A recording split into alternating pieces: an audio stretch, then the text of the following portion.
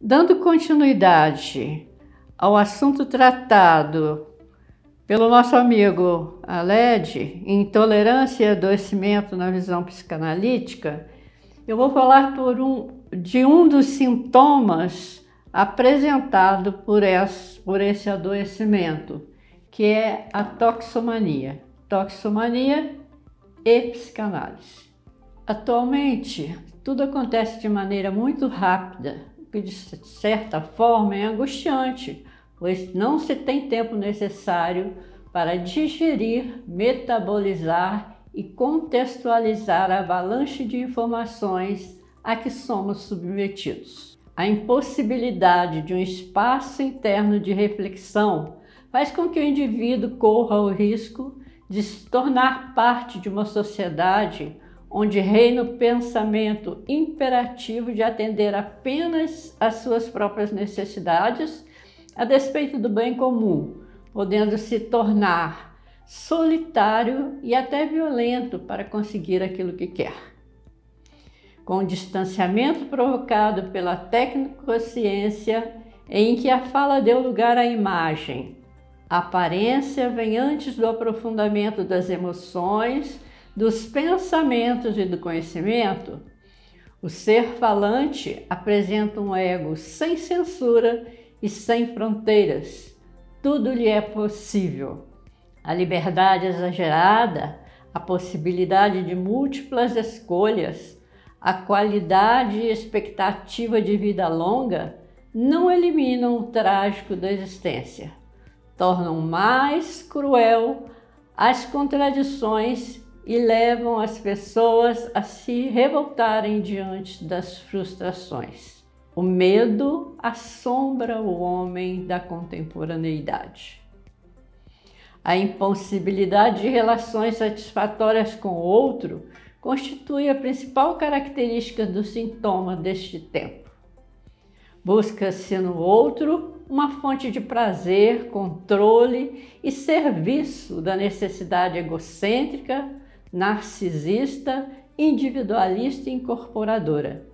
Assim que não mais satisfaz as exigências do momento, é descartado ou é visto como um objeto que, se não pode ser meu, não será de mais ninguém, como podemos observar nos feminicídios, Constatamos nas obras de Freud que a desproteção, a insegurança e o desamparo sempre fizeram parte da condição humana e que isto é resultado da ação específica do bebê na relação com o mundo, quando se encontra em estado de desamparo infantil, quando há um acréscimo de tensão do aparelho psíquico da criança, caracterizando sua impotência. Depois de mais de 100 anos, o filósofo e sociólogo polonês Zygmunt Bauman fala também da incerteza, da insegurança e da falta de garantia para caracterizar a impotência do ser humano na sociedade contemporânea. Ele diz que a modernidade líquida reflete as metamorfoses vivenciadas pelos cidadãos como um ambiente de incerteza, a falta de afirmação no espaço social, o deterioramento das relações afetivas e que os valores se diluem, provocando ainda mais desamparo. E aí os sintomas surgem diante de tanta insegurança. Seria o sintoma um sinal de disfuncionamento do sujeito ou uma doença do corpo social? Em psicanálise, o sintoma é importante bem dizer, um fenômeno lacunar que começa a decifrar o inconsciente. O sintoma para Freud, a princípio concebido como a rememoração de um trauma, será a seguir definido mais exatamente como a expressão de uma realização de desejo e a realização de um fantasma inconsciente que serve para realizar tal desejo. Portanto, o sintoma é o cerne da experiência psicanalítica. Sintoma e psicanálise estão, pois, entrelaçados. E a psicanálise tem a função de libertar o paciente de seus padecimentos E quando isso acontece, os sintomas vão desaparecendo também. No processo analítico, o lembrar, repetir e elaborar é que leva o sujeito a saber lidar com o que o incomoda. Trata-se de um efeito da enunciação que corresponde a uma mudança operada na psique. O homem contemporâneo, narcísico e solitário, apresenta muitos e variados sintomas: angústia, síndrome do pânico, transtorno de estresse pós-traumático, anorexia, bulimia, depressão, drogadição são uns deles. As pessoas estão atravessando fases normais de desânimo ou de tristeza, sentem-se muito sozinhas e desesperançosas. Buscam satisfações dos impulsos de desejo de forma solitária nas redes sociais, no sexo virtual ou fazendo uso de substâncias que lhe possam trazer algum gozo, alguma gratificação. O toxicômano é a representação dessa insatisfação. É aquele que não quer saber do outro, não se submete a nenhum interdito, que se inscreve em um mais de gozar absoluto. Ele busca a coisa perdida e nunca extirpa por completo a busca do gozo. E assim se consome na relação com o objeto ao tentar escapar à falta constitutiva inerente ao próprio homem. A drogadição é um sintoma de defesa que encobre aspectos fundamentais da subjetividade, que dificulta a formação de laços sociais, diminui a capacidade de produzir e quase sempre destrói toda a vida do sujeito. O uso abusivo de substâncias psicoativas e seu efeito sobre o comportamento implicam em quase todas as esferas do âmbito social.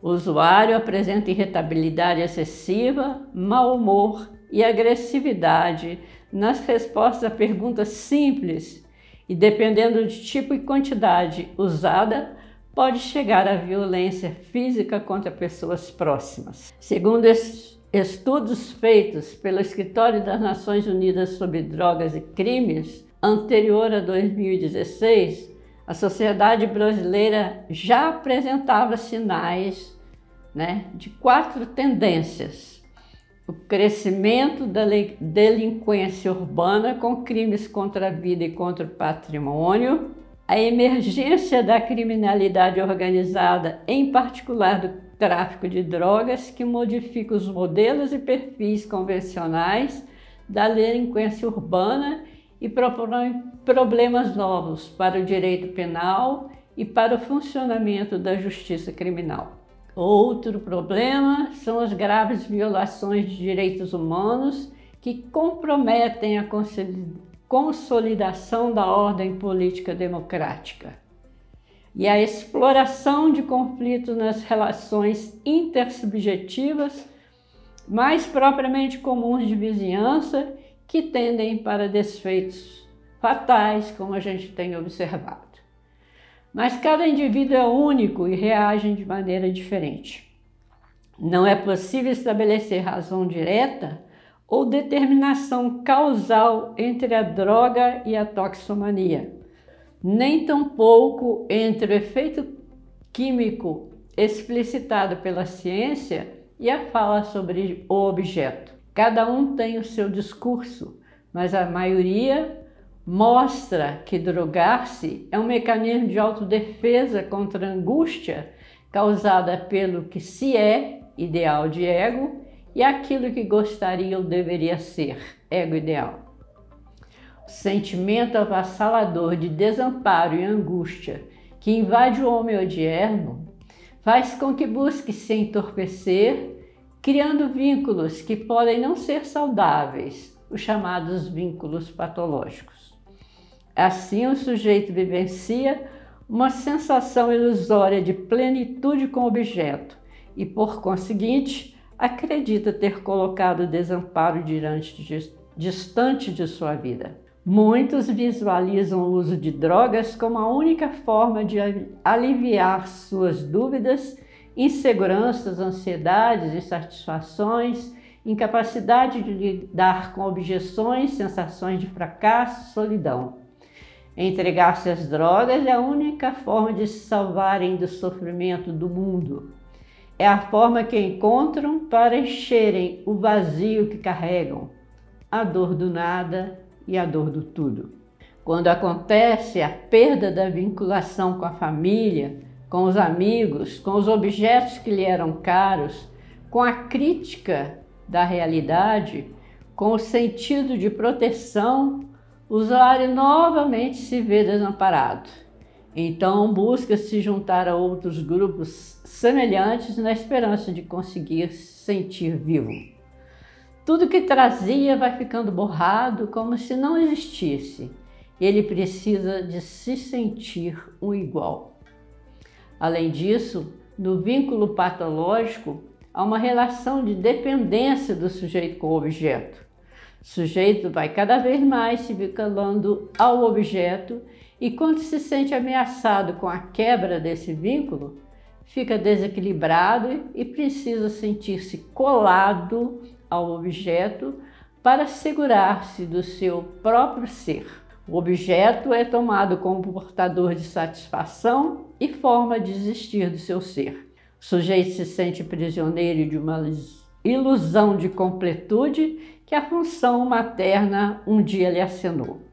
A solidão envolve o sujeito que se torna refém de si mesmo, esquecendo-se de tudo e de todos, tendo olhos apenas para o objeto escolhido que alimenta sua ilusão. O sujeito atravessa um momento de fascinação em que é seduzido pelo objeto.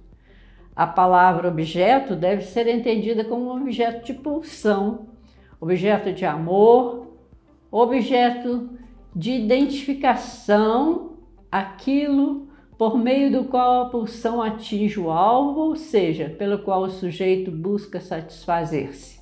Para ele, todas as formas de encontrar objeto, toda busca, seria reencontro de uma satisfação perdida, pois se trata de objeto perdido a ser reencontrado.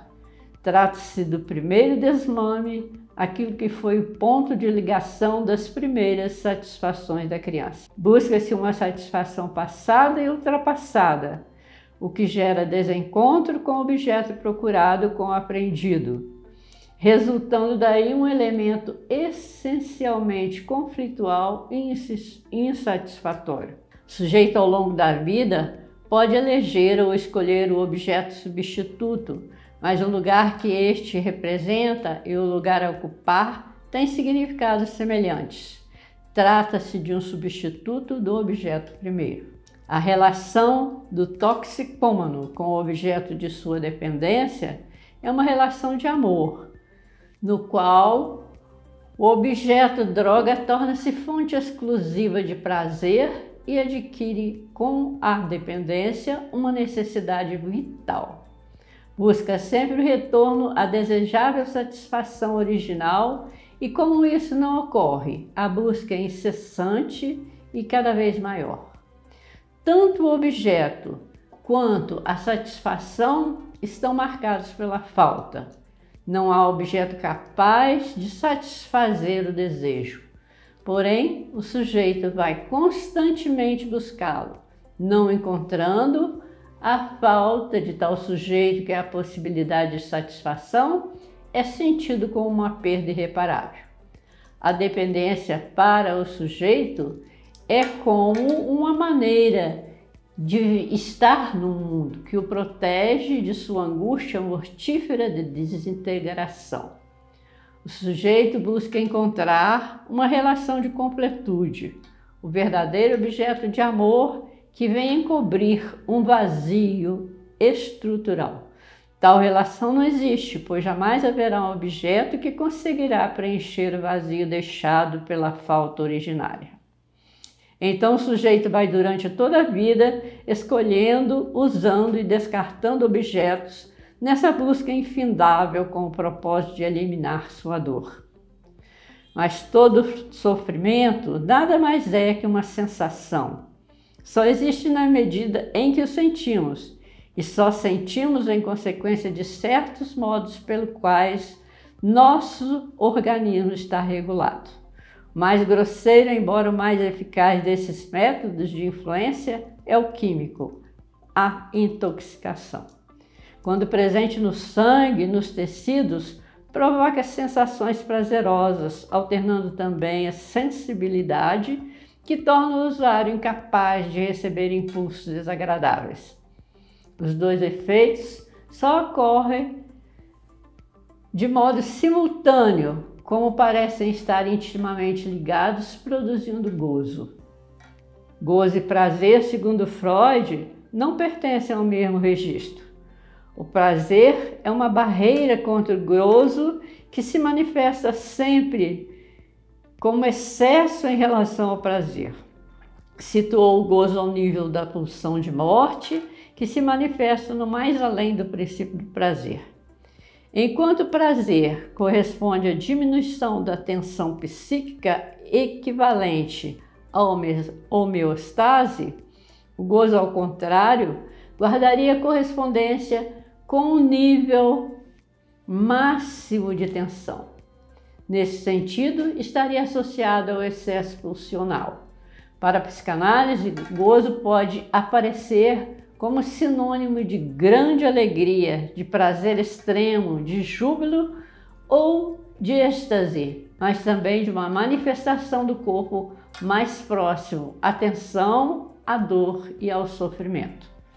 O psicanalista Jacques Lacan apreendeu a ideia de gozo como algo subjetivo, particular, impossível de ser compartilhado, inacessível à compreensão e oposto ao desejo que resulta do conhecimento de duas consciências, o que é objetivo, universal e sujeito à legislação. Para ele, o gozo rechaçado volta insistentemente, pois é o fundamento da compulsão à repetição. Para Freud, a toxicomania foi vista como um sintoma social que pode ser entendido como uma saída para a tristeza e os sentimentos de perda que toda a sociedade vive. Abre aspas.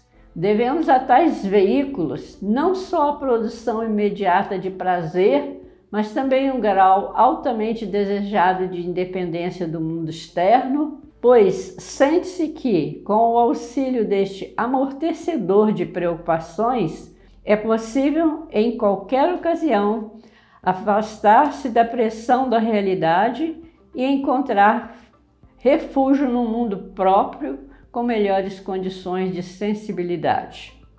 Sabe-se igualmente que é exatamente essa propriedade dos intoxicantes que determina o seu perigo e sua capacidade de causar danos. Freud, 1930, página 86, fecha aspas. Lacan, em 1948, diz que a queda dos ideais e o declínio do nome do pai produzem uma necessidade insuportável ao consumo de objetos de gozo e a uma proliferação de significantes identificatórios, produtores de comunidade de gozo e fundamentalismo. Entretanto, o fundamentalismo produz atos de agressividade que são a nomeação da ramificação freudiana da pulsão de morte. A pulsão de morte se manifesta no toxicômano sob a forma de querer o próprio mal, consciente ou inconscientemente, ou de bem-estar no mal-estar. Maria José Franklin Moreira, em 1994, em O Grito dos Drogados, fala que a maioria dos dependentes se sente órfão psiquicamente. Em suas mentes não ficaram registro de sua identidade. A falta de identidade passa pela falta de pertença. Eu nem sei quem sou, porque ninguém nunca me amou. Em suas mentes ficou apenas um grande vazio onde reina a sensação de abandono e de caos. Sentem-se jogados num mundo ao qual não pertencem, nem aprenderam a respeitar. Procuram com o uso de entorpecentes um alívio para seus sofrimentos.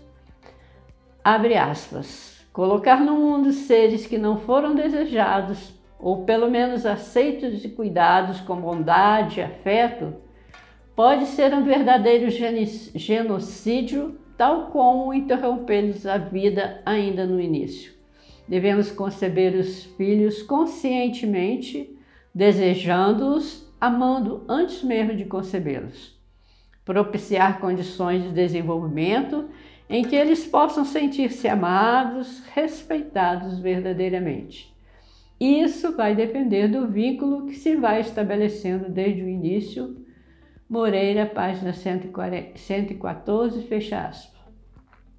Segundo o psicanalista José Nazar, o vício é uma resposta sintomática. Surge como um meio de enfrentar uma perda não elaborada. Uma resposta frente a um desamparo radical incrustado por um trauma na constituição familiar. Trata-se de um luto não realizado. O sujeito guarda emoções que restaram nos devãos da historicidade familiar, uma emoção abortada de significação, órfão de palavras de diálogo aberto. São emoções que permaneceram escondidas porque não puderam ser ditas e escutadas, ou de alguma maneira acolhidas pelos pais, pelos seios da família, com palavras devidas. A toxicomania é um sintoma que encobre aspectos fundamentais da constituição da subjetividade e da formação de laços sociais, marcado pelo desamparo e pela dor. Já ao nascer, o ser humano precisa fazer grande esforço, deixar a comodidade do útero, ser separado da mãe pelo cordão umbilical, sentir a abertura dos pulmões pelo ar que entra pela primeira vez, enfrentar o barulho, a mudança de temperatura, a claridade, fazer tremendo esforço para se alimentar, além de necessitar do outro para lhe dispensar um cuidado, um carinho, um olhar. É tremendamente desgastante e desesperador. E tem mais, durante toda a vida, o ser humano ainda vai se deparar com a finitude, os desastres naturais provocados pela natureza, as doenças, as perdas, a certeza da morte. Tudo isso torna vulnerável e intolerante, e ele busca de toda maneira driblar esses sofrimentos. Além disso tudo, o sujeito muitas vezes se apropria do discurso capitalista de que precisa ser feliz a qualquer custo, aqui e agora, e se exime da possibilidade de estabelecer uma relação entre seu discurso e seu desejo. Disse vítima de um transtorno. A possibilidade de análise pelo esforço de se desfazer desse rótulo. O psicanalista realiza cortes e espera que o discurso mude para que o sujeito entre em análise. A psicanálise não trata a dependência, trata o sujeito dependente. As toxicomanias se constroem enquanto sintoma. Quando o sujeito entra em relação tóxica com a droga, isto é, quando seu consumo passa a ser solução para todos os seus conflitos. Para a psicanálise, a indicação de cura pode acontecer com a escuta do que está por trás da droga, com a escuta do desejo inconsciente do sujeito, consentindo acesso à sua verdade, que pode estar camuflada pelo sintoma. Verdade impossível de ser dita por completo.